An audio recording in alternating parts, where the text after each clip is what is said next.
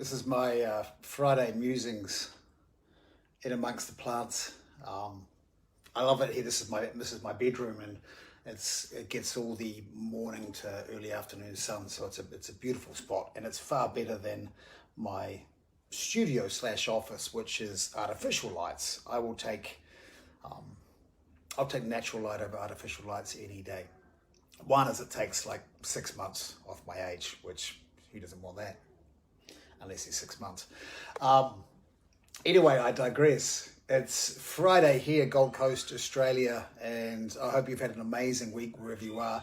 Look, if there's anything, my son Leo will probably pop up. He's in there. He's not actually being force-fed. I know it sounds like he's being force-fed, but he's not. It's just, I don't know. Those with kids understand. I do have a lot of really wonderful, what I would consider world-class speakers in my peripheral, in my networks. People who are already doing very well. They're on the international speaking circuit while they were until COVID. But what's beautiful was we are popping out of this. Olga, good morning. Really nice to see you again after watching you do your thing on your Monday, I think, and my Tuesday. There's a lot of speakers who are already good or great, or what I would say they believe, and probably they're operating at a world-class level. And what I really love about that is I appreciate all the hard work that's gone in. I appreciate the subtleties and nuances that they've learned. I appreciate that confidence that comes with all the time that they've put into learning the craft and being able to engage and connect and inspire and shift hearts and minds of an audience.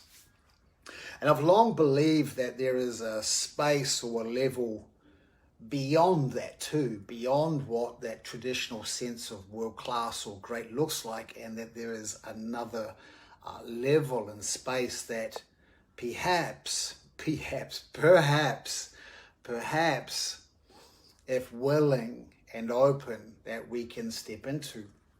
Now, for me, that place becomes less logical, which is why some people perhaps can't see it or feel it.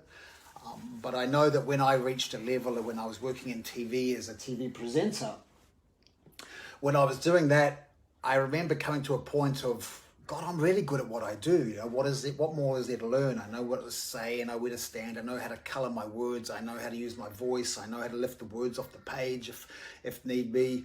I know how to smile on cue. I knew all these technical things, and technically I was very good at what I was doing, hence why I was full-time in TV and speaking at that stage. But my gut, my instinct, my intuition, or maybe my heart brain, let's just put it all into one piece. My heart brain, my inner knowing knew that there was something more, that there was another level. Of course, I just didn't know what that was, but I was starting to become aware that there was another level, and I was starting to become aware that I was a little bit dissatisfied with what I was doing because it was feeling very repetitive. And it becomes repetitive in nature because you're often telling the same story. You're doing the same things. You've got this limited, although deep understanding of craft, but it feels limited because there's a feeling that there is a disparity between you as the essence of you, the human being, the you, Olga, me, Andrew Eggleton, whatever that means, and beyond the names and things, and who I was fronting up as, which was a technically great TV presenter. Okay, and my mission, my obsession, my desire has been to discover what that is that sits up above technically being very good or world class. And my aim, my desire is to redefine what world class presenting looks and feels like. And to do that, we have to allow ourselves to step out of here. We have to allow ourselves to step up out of here. And actually to step down. When we let go of the certainty, we can move into something so much greater, which is our heart brain, which is its own consciousness, right? And our own consciousness speaks to not just people in the room, but people outside the room and on the other side of the world. Now, I'm just going to use this as a really nice example. I've been feeling this amazing appreciation for someone. Her name was Jo. I dated her when I was 19. And she was the person that persuaded me to get into modeling and TV when I was 19 years of age. I told you I started early. I'm not old. And oldish.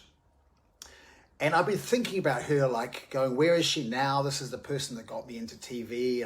I really appreciate that. I'm grateful. And lo and behold, who messages me this morning, 28 years later? Jo. And I mean, just phenomenal, right? But she's been top of my mind probably the last couple of weeks, and obviously me, her. And we connected this morning, and I just got to tell her how appreciative it was. Now, that is not logical. That is consciousness. That is heart brain at its best. And heart brain is void of structures, of rules, of these things that we have around us that we are told are ours and how we live our life. We have to get past that, right? We have to understand that beyond the connection here, there is a connection here that is beyond.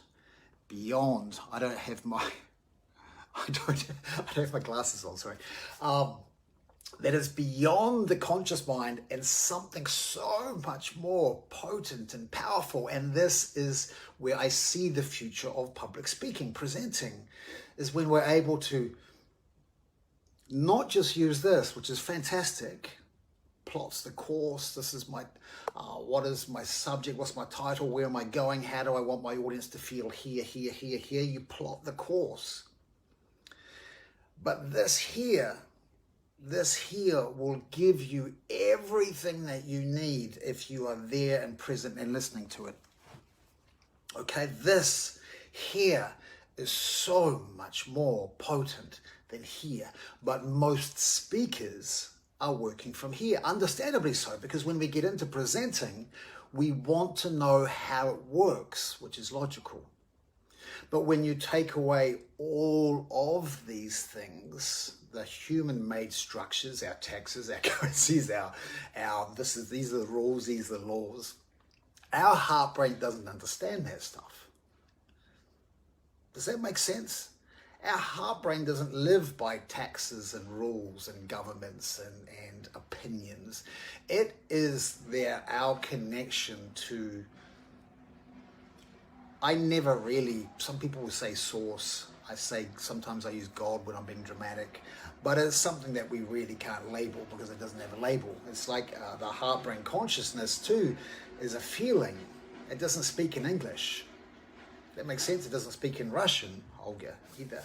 It doesn't have a language. Our job when we are that next level of presenter is to interpret what that feeling is saying or wanting to express, and we express it through our language.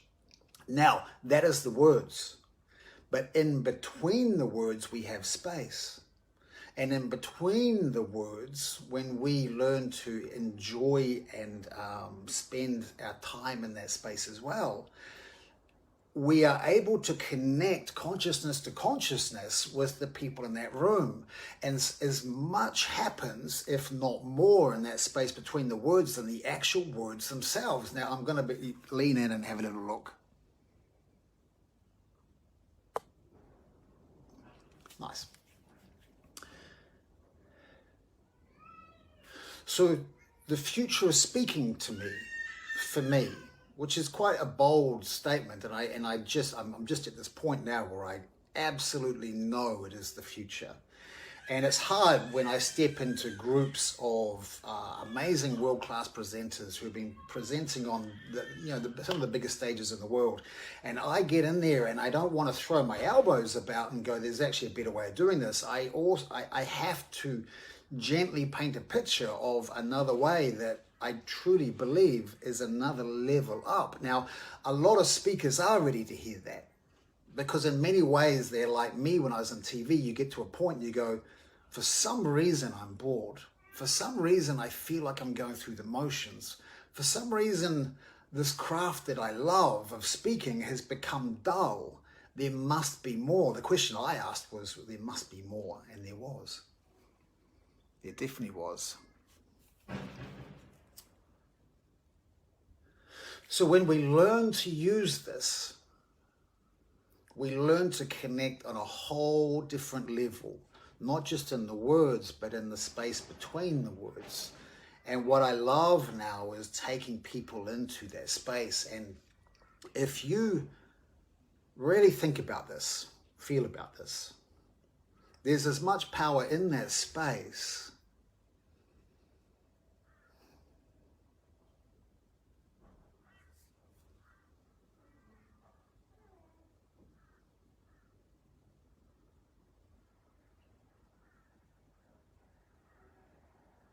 as the words themselves.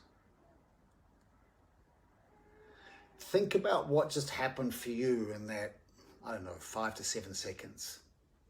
What happened to you, the thoughts that you had and how you felt. Was there a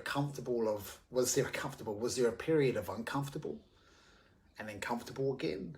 And then all the things that were going through your head in that space. And then think about what goes through your head and how you feel when I speak. Now, I would challenge you,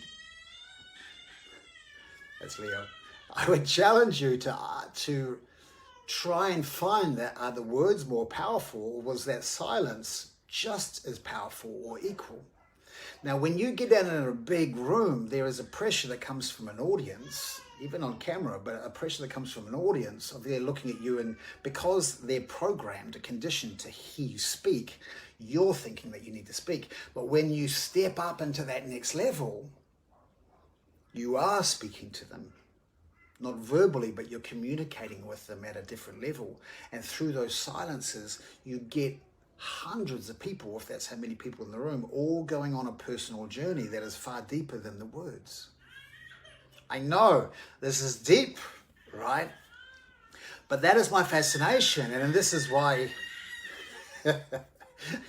he's eating blueberry pancakes. I don't even know why he's complaining. I mean, I'd quite happily eat these myself.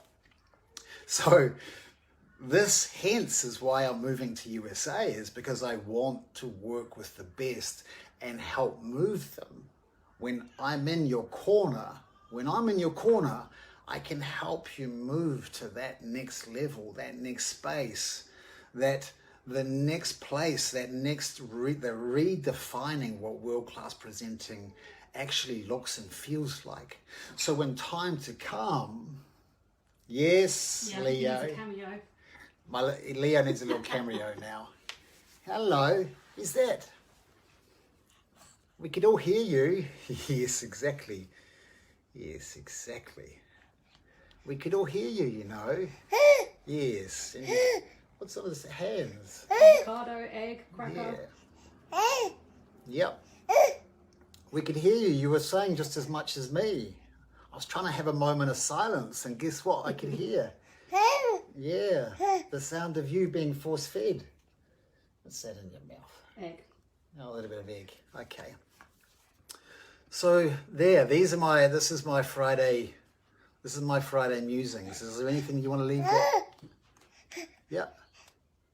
This is perfect heart-brain work, you see? It doesn't speak English or any language. Hey. So friends, I'm going to leave you on that. If there was anything from this live, besides Leo,